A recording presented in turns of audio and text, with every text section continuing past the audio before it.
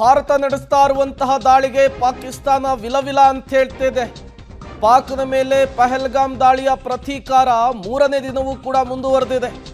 ಭಾರತದ ಸರಣಿ ದಾಳಿಗೆ ಪಾಕಿಸ್ತಾನ ಕುಂತಲ್ಲೇ ಬೆವರುತ್ತಾ ಇದೆ. ಪಾಕ್ಗೆ ನುಗ್ಗಿ ಹೊಡೆದು ಪ್ರತೀಕಾರವನ್ನು ತೀರಿಸಿಕೊಂಡಿದೆ ಭಾರತ.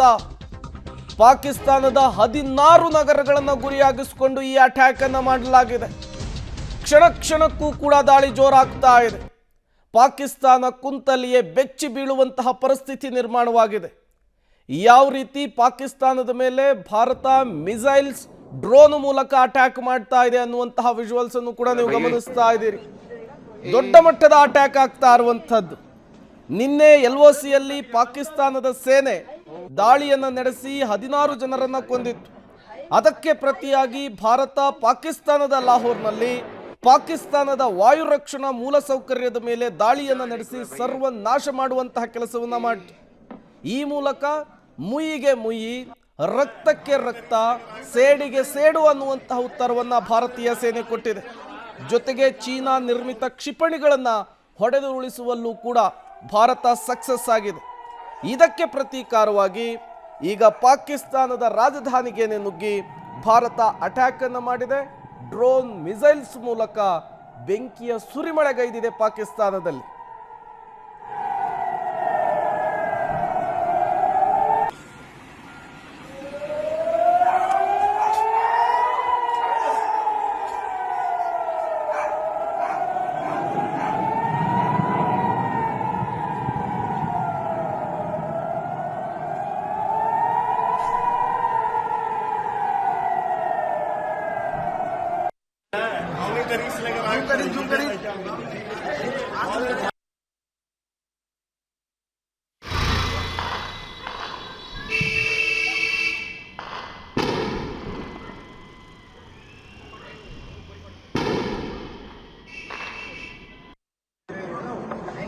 जा देख भाई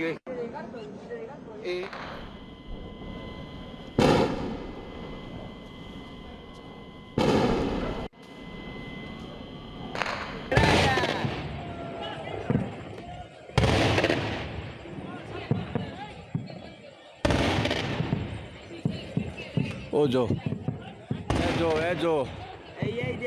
भारत माता की जय। ए जो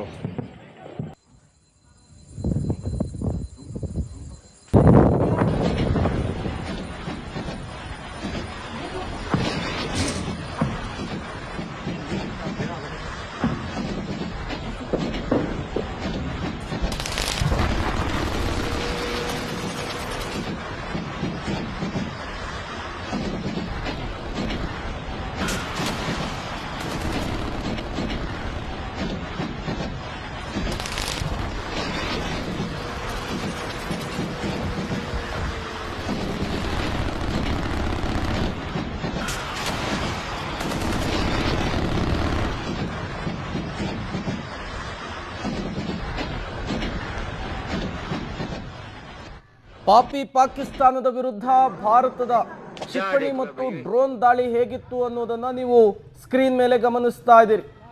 ದಾಳಿ ನಂಬರ್ 1 ಯಾವ ರೀತಿ ಮಿಸೈಲ್ಸ್ ಪಾಕಿಸ್ತಾನದ ನಗರಗಳನ್ನು ಟಾರ್ಗೆಟ್ ಮಾಡಿಕೊಂಡು ಉಡಾಯಿಸಲಾಗಿತ್ತು, ಅದು ಅಲ್ಲಿ ಹೇಗೆ ಪರಿಸ್ಥಿತಿಯನ್ನು ಸೃಷ್ಟಿ ಮಾಡಿದೆ ಅನ್ನೋದನ್ನು ನೀವು ಗಮನಿಸ್ತಾ ಇದ್ದೀರಿ.